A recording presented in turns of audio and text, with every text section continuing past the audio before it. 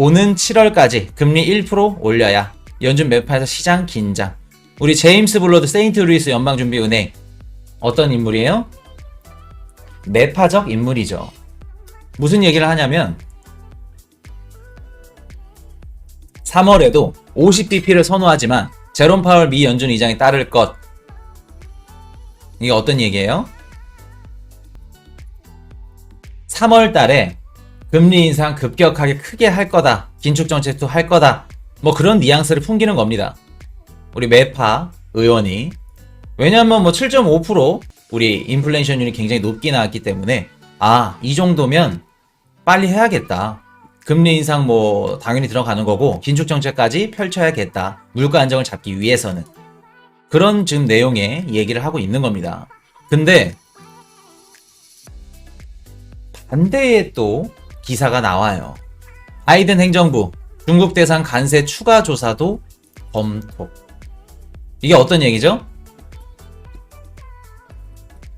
바이든 행정부가 중국 대상으로 관세를 추가 조사한다고 검토를 하겠다는 겁니다.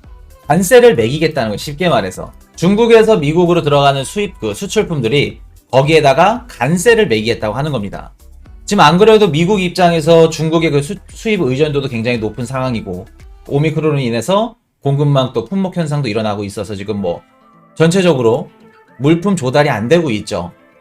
인플레이션율을 계속해서 지금 잡아야 되는 시점에 반대로 관세 추가 조사를 검토한다고 합니다. 자, 요건 어떤 뜻일까?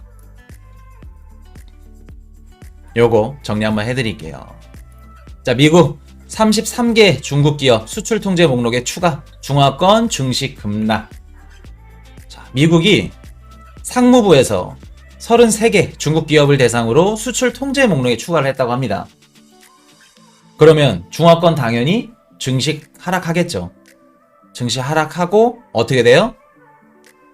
요 기사랑 똑같이 맞물리죠. 관세 추가에 이어서 어떻게 돼요? 수출 통제 목록. 수출도 하지 않겠다 라는 겁니다. 자, 요거까지 정리 한번 해드릴게요. 자, 우리 미국이랑 중국 무역 합의 뭐 이런 것들 굉장히 복잡하죠. 어려운 얘기입니다.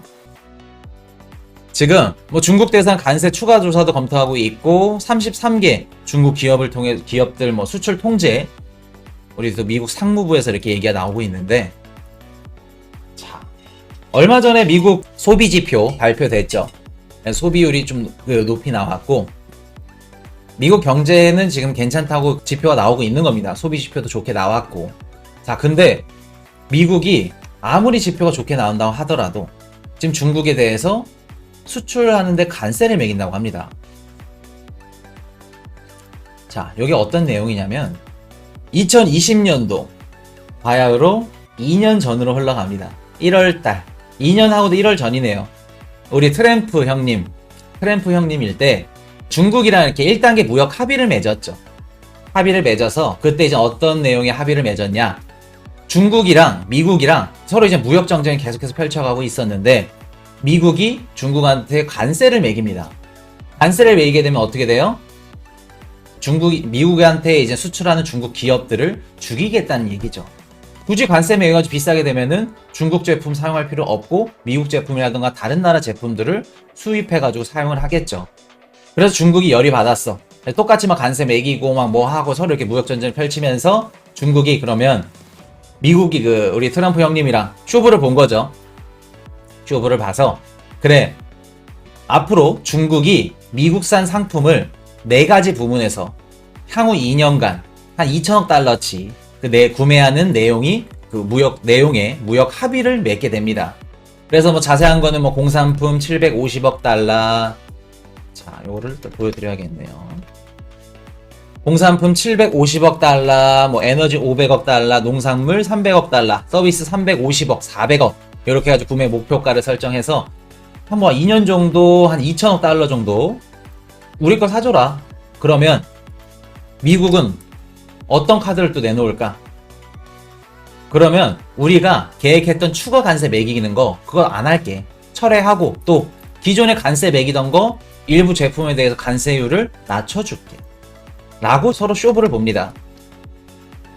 그러면 중국은 미국한테 그 수입을 2천억 달러치 이렇게 사기로 했고, 그리고 미국은 중국한테 관세를 낮춰주고 추가 관세 부과했던 거 철회하고, 그렇게 이제 서로 이렇게 얘기가 나눴는데, 자, 최근 들어서 바이든 정부가 뭐라 그래요? 야, 중국, 너네 20년도 1월달 트럼프 형님이랑 딱 계약 맺었을 때 얘기랑 다르지 않냐? 지금 2년 다 돼가고 이제 다 끝나가는데 약속했던 거 내용을 이행하지 않았지 않냐? 얘기를 하기 시작합니다. 근데 실제적으로 이행을 하지 않았어요. 근데 이제 중국은 거기다 이유를 뭐라 그래요? 아, 내가 뭐 지금 우리 코로나19도 터졌고 여러 가지 이유 때문에 수출망 뭐 공급망 현상도 있었고 품목 현상도 있었잖아. 그래서 이렇게 내용 이행하지 못했다, 약속을. 그렇게 되면은 미국 입장에서 원래 같았으면 2년 전 트럼프 같았으면은 바로 경제 정책을 펼쳐버리겠죠. 뭐 수입을 뭐 관세를 더 매긴다던가, 아니면 일부 뭐 기업들을 뭐 이렇게 수입이라던가 수출 이런 것들 금지시킨다던가. 근데 지금 미국도 경제적으로 굉장히 힘들어. 그리고 바이든 정부도 지지율도 굉장히 낮죠. 미국 뭐 대내외적으로. 그래서 그 바이든도 이렇다 할 공격을 바로 못해. 그런 상황이었습니다. 근데 자, 얼마 전에 그 우리 어제 인플레이션 7.5%가 나왔는데도 불구하고 바이든 중국 대상 관세 추가 조사도 검토한다. 그리고 33개 상무부에서는 중국 기업 수출 통제한대. 요런 기사들이 나옵니다.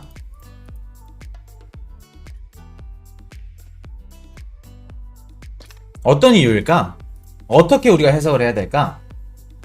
지금 중국이랑 미국은 서로 이렇게 관계가 안 좋고 사이가 안 좋은데, 작년 1월 달부터 11월 기준 미국이랑 중국 간의 무역액이 2020년도 대비, 그러니까 작년 재작년 대비 30.2% 늘어났다고 합니다. 그게 한 6,823억 정도. 굉장히 많이 늘어났다고 해요. 앞에선 싸우고 있는데 어떻게 돼요? 서로 수출 수입은 계속해서 잘하고 있다는 거, 수출량이 늘었다는 거. 이게 어떤 그 얘기를 하냐면, 어차피 중국은 이제 미국과 사줘야 되는 그런 부분도 있기 때문에 미국 입장에서 중국한테 의존도가 굉장히 높다는 뜻입니다. 서로 이렇게 무역이 높다는 뜻은. 그래서 중국 그 의존도가 굉장히 지금 높은 상황이고, 그래서 이제 뭐 중국이 미국의 에너지와 농산물 구매를 크게 늘렸고, 미국도 중국의 공산품 수입 규모를 확대시켰다고 하죠. 그래서 뭐 우리 셰일가스 또 미국, 천연가스라던가 에너지 원자재를 또 중국이 많이 샀고, 그리고 또 지난해 중국 수출 역대 최대 규모 무역 흑자를 기록했죠. 오미크론으로 인해서 코로나 때문에 각 국가들, 수출하는 국가들이 수출을 못해. 그럼 수출 국가가 10개가 있으면, 예를 들어서 10개 중에 중국 하나, 중국이 거의 뭐 독점을 맡아서 수출량을 계속해서 늘리게 되는 겁니다. 그래서 위안화를 강세로 가져감에도 불구하고 수출량은 떨어지지 않고, 그렇게 해서 계속해서 무역 흑자를 기록하고 있는데, 자, 바이든 입장에서 지금 제일 1순위가 뭐예요? 연준도 마찬가지고, 바이든이 뭐 이퀄 연준이니까 물가 안정화가 지금 제일 시급합니다. 지금 바이든 정부 지지율이 그 30%대 뭐 최저치 그냥 바닥을 찍고 있기 때문에, 일단은 물가 안정부터 시작을 해서 차츰차츰 금리 인상이나 뭐 이런 그 경기 정책 등으로 통해서 물가 안정을 제일 우선시. 그렇기 때문에 이번에 제롬 파월 연준 의장 형님 얘기 나올 때도, 회의 연설할 때도 뭐라 그랬어요? 매파적인 발언 절대 못하죠. 왜? 미국 증시 빠질 수 있기 때문에. 그럴 때 지금 물가 안정화가 최우선. 연준 금리 인상, 긴축 정책 하는 거랑 미국 바이든 정부 정책이랑 같습니다. 근데 지금 관세 추가로 매기고 뭐 33개 기업들 수출 금지하는 거 정반대죠. 그러면 미국이 방안책이 있어야 이런 정반대 정책을 펼치겠죠. 경제 정책을. 자, 그러면 첫 번째, 뭐를 믿고 있기 때문에 이렇게 흐를까? 미국이. 첫 번째, 미국 입장에서, 야, 너네 중국, 너네한테 수입 안 하더라도 우리는 다른 국가들한테 수입할 수 있어. 그 국가가 누구예요? 베트남, 뭐 말레이시아, 뭐 인도, 이런 뭐 동아시아권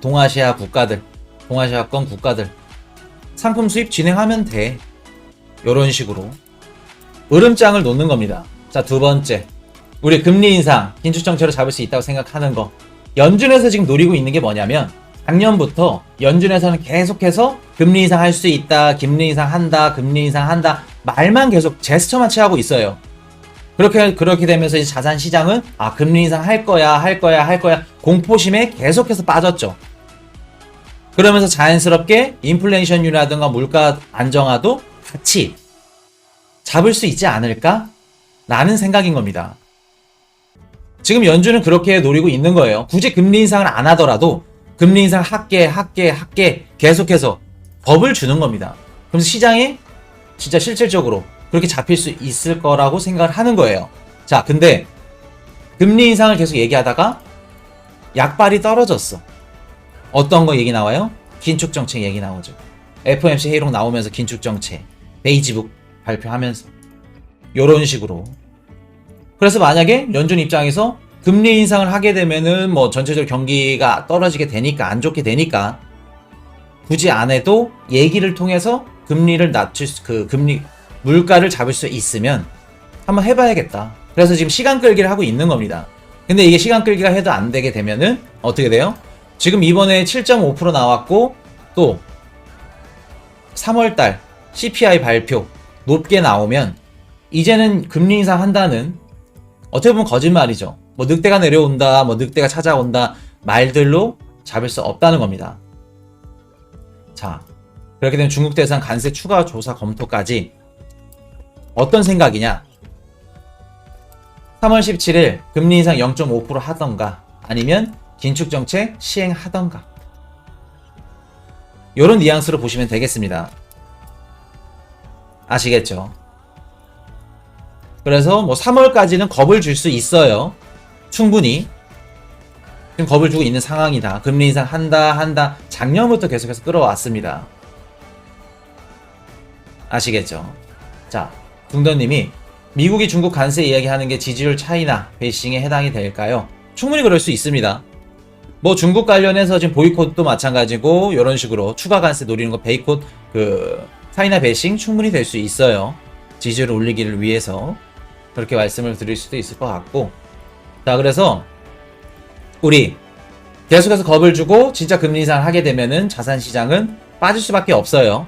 빠질 수밖에 없기 때문에 코인 이슈가 2022년도 뭐라 그랬죠? 줄 수 있는 기회 여러 차례 발생하게 될 것이라고 말씀드립니다. 그렇기 때문에 1월달 저점에서 못 주신 분들 걱정하실 필요 없다는 거. 조급해 하시고 걱정해 하시고 막 전전긍긍하실 필요 없어요. 우리한테는 비트코인에 앞으로 줄 기회들 널렸습니다. 아시겠죠? Hey, I got a confession. Been losing all momentum.